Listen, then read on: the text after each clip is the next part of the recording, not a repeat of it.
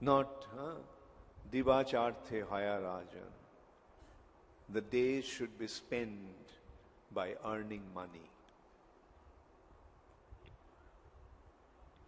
Unfortunately, that is what is happening today. Like, the whole situation due to the influence of Kali has become so degraded that even to maintain the family life, even to maintain the family becomes such a difficult job. As I was telling the other day, like, one has to work from morning till night. Not only morning till night, but one also has to have his wife also go and work from morning till night just to maintain the family. And the result is no family. No family in the sense, husband is out working, wife is out working, and the children are left out. What kind of family life is this? Why have children then? If the mother cannot take care of the children, then why have children? These are the things that we have to seriously consider. If we want to really make spiritual progress, then we have to take up the responsibility. And unfortunately, that's happening. The mother is getting a leave, pregnancy leave, 1 month before the childbirth and 1 month after the childbirth. And then what happens? The child is 1 month old, no mother's care. Somehow, I don't know how they maintain that. And now, in the early days, there used to be joint families. There used to be aunts, there used to be grandmother and other female members in the family to take care.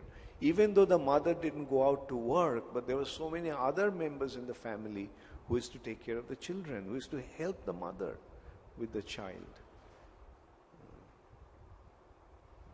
But now, so it's very, very unfortunate state of affairs. Now, the only hope actually is Krishna consciousness. Proper establishment of Krishna consciousness, and that's why there has to be Krishna conscious communities. And in order to have that Krishna conscious community properly structured, we need Varnashram. Prabhupada gave us the ideas that this is how we have to go. And in order to do that, we have to reduce our needs. We have to reduce our needs. We can't expect, like we have noticed, especially in the Western world, we had farm communities.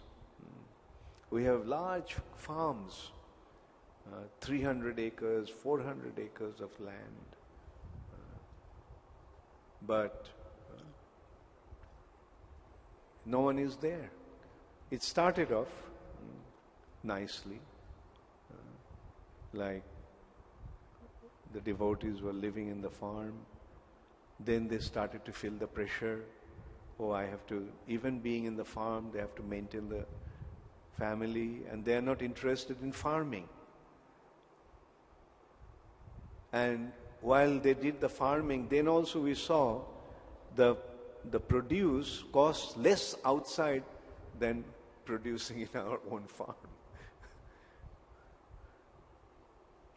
When we produced our own wheat in our own farms or vegetables in our own farm, they costed more than buying it from outside.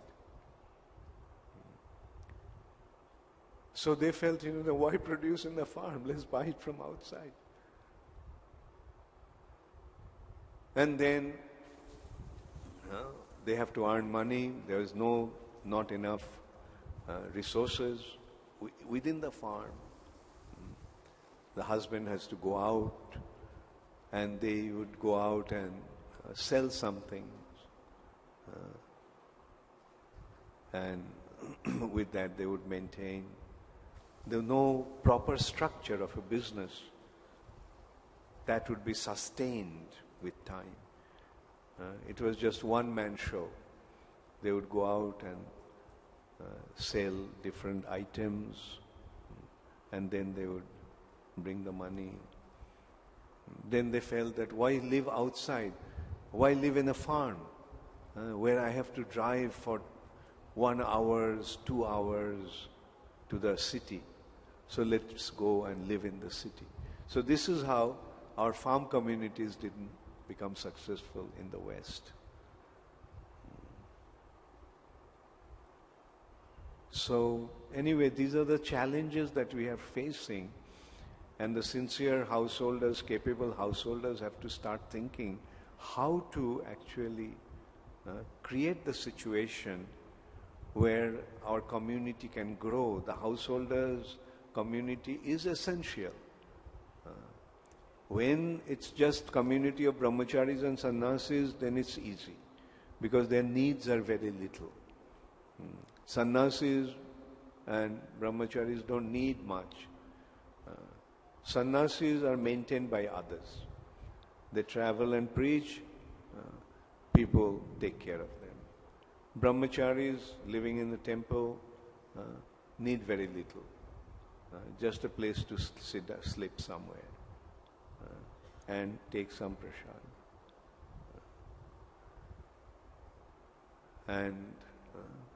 But the trouble starts when we have to maintain the householders. How to do that? And that is a big challenge that we have, and we have to face that challenge. And I would suggest that the charity begins at home.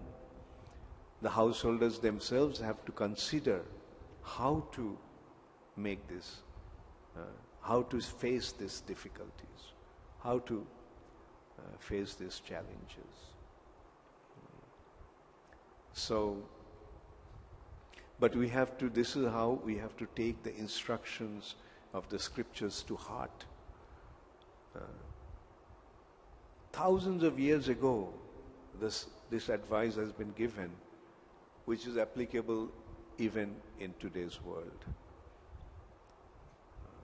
We should consider this is how we have to mold our lives. Ashat Sangat Tag ei Vaishnavachar. And same thing has been said, Nidraya Hriyate Naktam Vyabhayena Chababaya. Diba Charthe Haya Rajan Kutumbo Bharane Naba. Just in one verse, the materialistic life has been explained. At night, these people spend their time nidraya, by sleeping, or babayana chababaya, or in sex indulgence. At night, this is their occupation. And dibacharthe haya rajan, and their days are spent in just earning money, for the sake of kutumbo bharane naba, for the sake of maintaining their family.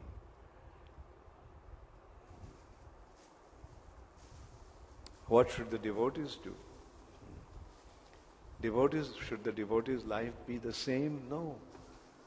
Rather, their life should be molded in such a way that their time can be utilized by hearing and chanting. Hearing and chanting. Cultivating the spiritual life. And the spiritual life begins by being surrendered. Surrendered to Krishna, and that surrender takes the proper shape when one surrenders to a representative of Krishna and becomes guided by him. And then through this process he receives the Bhakti Lata Bij, the seed of devotional service. And then he cultivates that seed by watering the seed with hearing and chanting. Normal seed needs water, but the seed of Bhakti Lata needs the water of hearing and chanting to be sustained. Hearing and chanting.